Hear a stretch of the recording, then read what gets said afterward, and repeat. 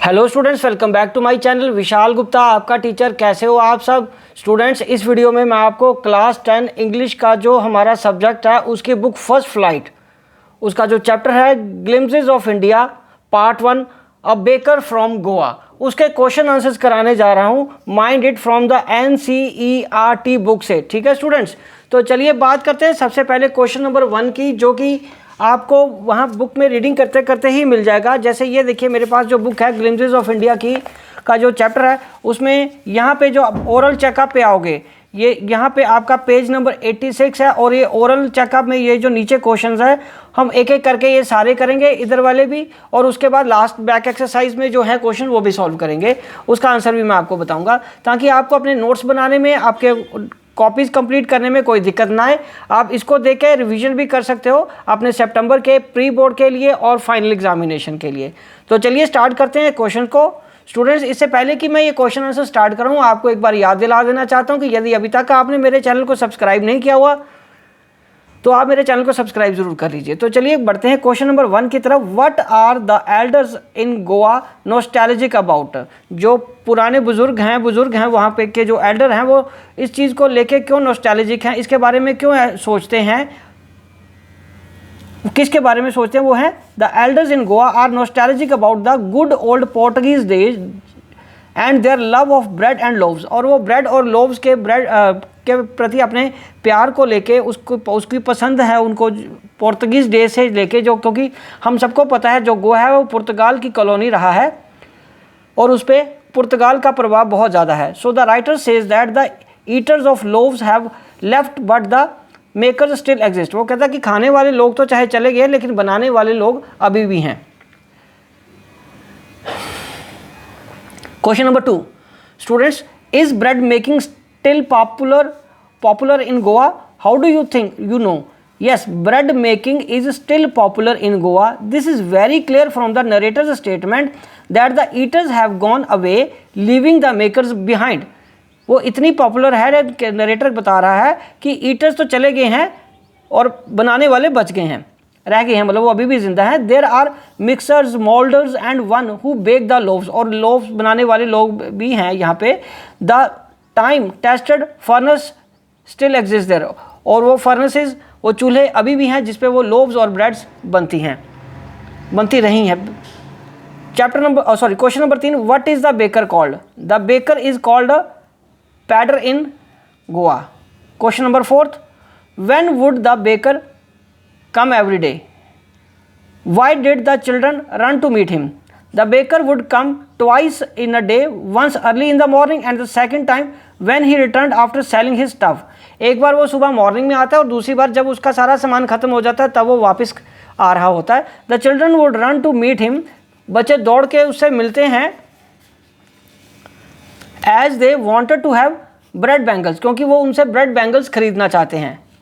तो चलिए अब हम बात करते हैं अगला 5th क्वेश्चन। बच्चों मैं ये बता रहा हूँ 5th क्वेश्चन यहाँ पे जो आपको आ रहा है वो यहाँ पेज नंबर 87 में ओरल कंप्रीहेंशन है। क्वेश्चन ये गिवन है, मैं सिर्फ आपको आंसर बताऊंगा। ठीक है जी, तो आप बुक से ये क्वेश्चन देख लो। अगर अभी आपके सामने बुक नहीं है आपके पास तो क्वेश्चन यहाँ से देख के आंसर जो मैं अगली शीट दिखाऊंगा उसमें से मिला लेना। ठीक है बच्चों, चलिए तो पहले आ रहा है एज मैरिज गिफ्ट में वो क्या देते थे? स्वीट ब्रेड कॉल्ड बोल। और फॉर ए पार्टी और फीस्ट के लिए ब्रेड, और फॉर ए डॉटर्स एंगेजमेंट के लिए सैंडविचेस, और फॉर क्रिसमस के लिए केक्स एंड बॉलिनहाज। ठीक है जी, चलो अब आगे बढ़ते हैं। Question number 6, what did the bakers wear? वो क्या पहनते थे इन द पोर्तुगीज डेज, और अब आज के ज़माने में वो क्या पहनते हैं? The bakers were usually dressed up in the peculiar dress called kabai. मतलब फर्स्ट का जो आंसर है वो ये है। It was a single piece long frock reaching frock, एक फ्रॉक की तरह होती थी जो लॉन्ग होती थी, रीचिंग डाउन द नीज, और नीज तक उनके घुटनों तक होती थी। ठीक है जी। और सेकंड पार्ट है कि आजकल क्या पहनते हैं? During his childhood days the author saw the bakers wearing a shirt, एक शर्ट और ट्राउजर पहनते हैं which were shorter than full length, जो थोड़ी सी छोटी होती है फुल लेंथ से, and longer than the half pant, और हाफ पैंट से थोड़ी बड़ी होती है।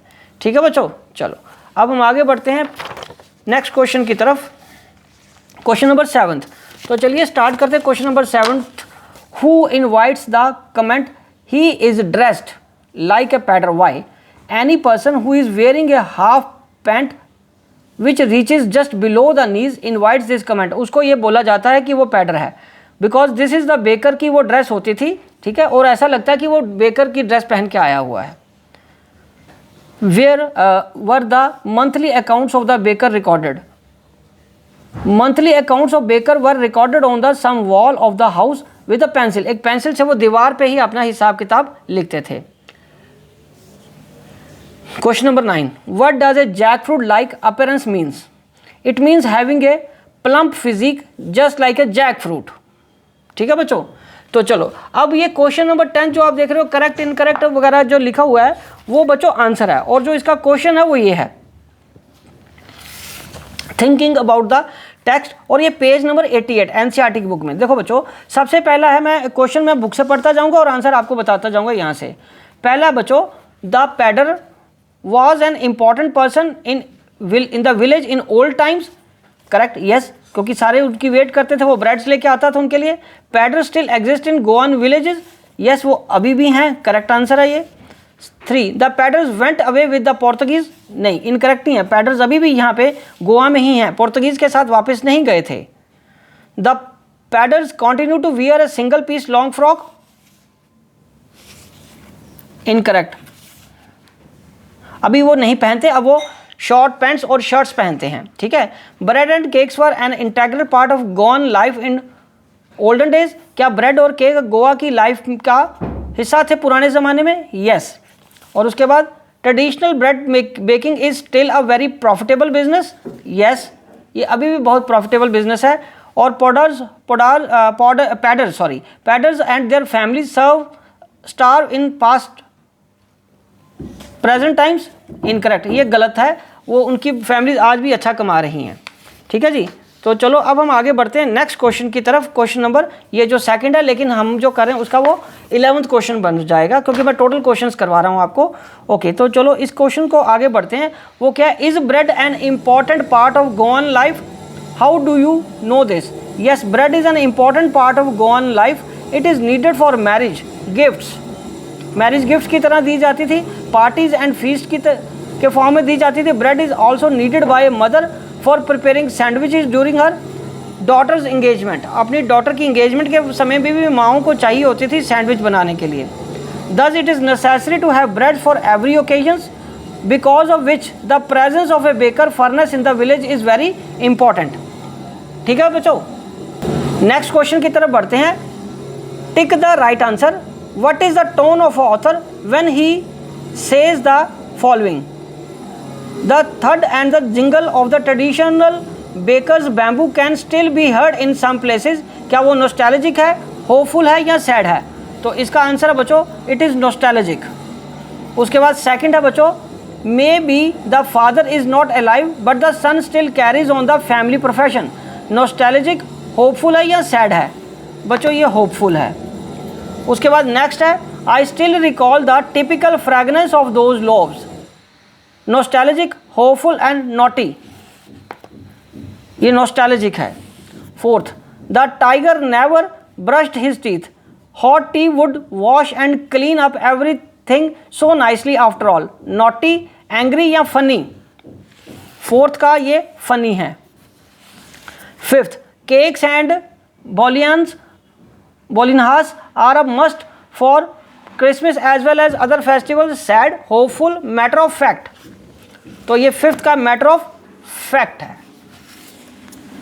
तो इसका लास्ट पॉइंट है बच्चों, the baker and his family never starved, they always looked happy and prosperous, matter of fact, hopeful and या सैड, इनमें से बताना कौन सा, तो बच्चों ये है मैटर ऑफ फैक्ट। तो बच्चों ये सारे क्वेश्चन यहाँ पे कंप्लीट होते हैं, ये baker of from the Goa से, ठीक है जी। और इसका जो नेक्स्ट पार्ट है, ये इसके कुर्ग जो पार्ट 2 है इसका कुर्ग वाला, ठीक है, इसके क्वेश्चन आंसर्स मैं आपको नेक्स्ट वीडियो में कराऊंगा। तब तक आप अपने नोट्स कंप्लीट कर लीजिए और रिवीजन भी यहीं से कर लेना। Wishing you good luck.